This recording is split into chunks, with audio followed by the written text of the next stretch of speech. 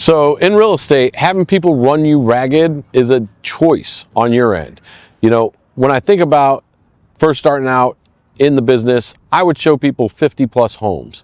I would burn my tires. I would run out of gas money. I would constantly be fearful that I was missing out on a client that could have, maybe a higher dollar price range or be more serious about the purchase. When you're in that space, you're definitely operating out of fear instead of abundance.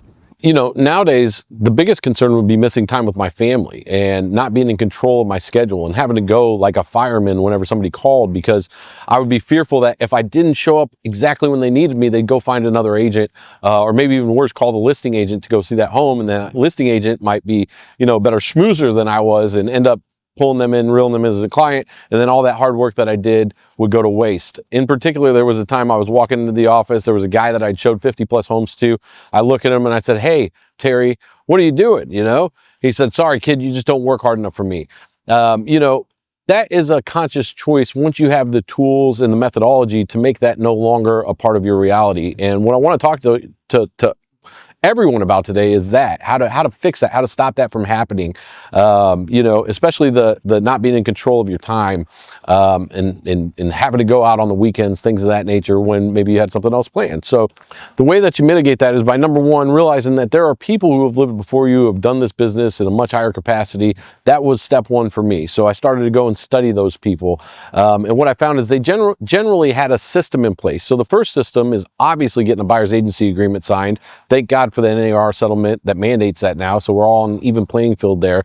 But more importantly, being able to communicate with your customer properly. One of the best coaches that I ever studied for this was Brian Moses, and what Brian Moses broke down, I used to have my entire team watch this, was how to take somebody's stack of 50 homes that they want to see in one day and help them logically think through the top 5. And so I want to go over some of those steps right now.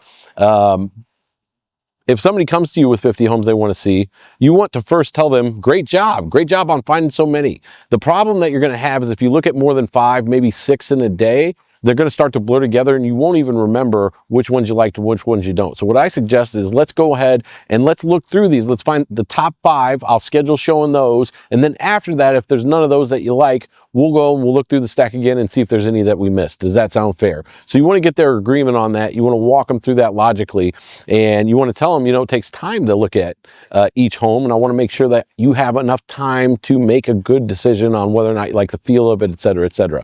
The next thing is, obviously you want to operate off a schedule. All of us in any business, especially professional capacity, we want to be looked at and treated as professionals. And so how do you do that? Well, when you're setting appointments, when you're setting times, you want to have the ability to give multiple choice, because that's the mark of a professional, right? Like, would you prefer to look at these homes tomorrow morning or afternoon? Would you prefer 10 o'clock or 11 o'clock, right? So what I did there is I just removed anything before 10 o'clock because I don't like to go show houses before 10 a.m., right? If you resonate with that, raise your hand. Can't see you. So here's the thing. You get to decide by having a better strategy, right? And so having a better strategy is really what this boils down to.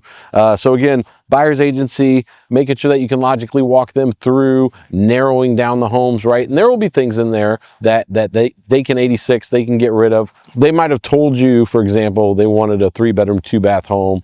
One of the homes in the stack is a 2-bedroom plus a den. They might not have noticed that. You might look and see that the heating type is something funky like, baseboard heat. Hey, maybe let's 86 this one for now. And essentially what you're trying to do is just help them think through it logically. My favorite hack, though, is making sure to land on what I think is going to be the best one at the end, right? So I'm the professional. I have more activity knowledge. I'm going to know the neighborhood. I'm going to know the price per square foot. I'm going to know the updates of the home as I'm looking through them. And even though it might geographically be a little bit of a jump to go to the best one last, that's always going to be your best bet. That way they feel like they got some of the shopping that they wanted to get done out of the way. And they've looked at other homes that they have, created really a market awareness as far as what things cost. And when you land on the one that's going to be, likely the best, you're going to be likely the most able to start to ask them some good questions on closing, good closing questions for that home. When you find the home that they like, especially if it's a couple, just excuse yourself from the home. Let whichever couple is going to make that decision sell the other one on it, and just ask them real politely, hey, do you mind if I go outside and make a couple of quick phone calls? In sales, you get kind of a sixth sense, right? I call it a spidey sense, like the hair on the back of your neck starts to stand up. You know they're vibing with this home, right? So you want to just give them time to be able to talk about it amongst themselves and excuse yourself from being inside the home. So, you know, when you're showing these homes, especially when you're picking out the top 5 and trying to stack the deck, I call it, so that you land on the last one. You know, in the business, it's your job to know the area that you're servicing. It's your job to know those homes. You should have been in them probably before. If you haven't been in all of them, it's okay. But if you're not doing a good job of touring properties, of getting to know the market, of knowing how many homes are available, how many homes sold last month, how many homes went under contract this day, then what is happening is you're trying to service an entire city. And that's going to make you a lot less effective, right? One of the most liberating things that I ever did in the business of selling real estate was determine I'm going to focus on this area. Number one, that shortens the gap as far as the amount of work that you have, right? So if you're focusing on a few neighborhoods or a certain quadrant of the MLS, that's going to shorten that amount of information that you need to know, and that's going to make you more of an expert at it. And it's going to make you a lot more effective in taking over and dominating a market in a neighborhood, especially when it comes to listing homes, right? I always say in order to be a good listing agent, you have to be a good selling agent first, because you got to have that activity knowledge. You have to have been in these homes, see what they sold for, toured them, looked at them, checked them out. And that doesn't come overnight. That comes over, a bit of time. It doesn't take a long time, 3 months, 6 months, 12 months, depending on how ambitious you are. But it's very important that you're an expert and you know the area you're servicing. So what I did is I had a neighborhood that was like the top neighborhood in my market. It was called Portachima, and I wanted to move into that neighborhood. So that was a neighborhood that I started to study, that I started to really, when I got a grasp of this, dive deep in. I would go tour the homes. They were all beautiful multi-million-dollar homes, and I just set a goal. I want to move there. So what happens is, because I focused on that for so long, that eventually, like, I did move there, right?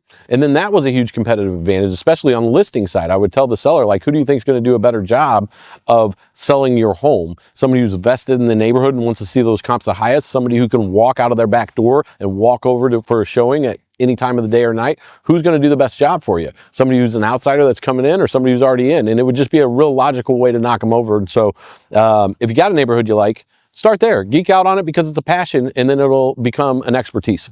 As you're endeavoring to move into that neighborhood, if you can't yet financially, like it was for me initially, you can start a neighborhood Facebook group, or you can join one if there's already one there, and start to be adding value in it, right? Offering home evaluations, offering whatever, right? Like just putting value out there. But the real cool thing is, if there's not one, you can start one. And what'll happen is you'll become really the mayor of that neighborhood. I did that as an example in a neighborhood that I lived in recently, and I just did it to show you guys how to do it. And what ended up happening is it became the entire neighborhood Facebook group. There's several hundred people on there now, and they actually approached me and asked me to be the president of the HOA because I had so much power and reach. And I was like, nah, thank you, I'm actually moving. But that's how powerful that stuff is. And so just thinking outside of the box and becoming an expert in the neighborhoods or neighborhood that you want to live in or service, or maybe you already live there now.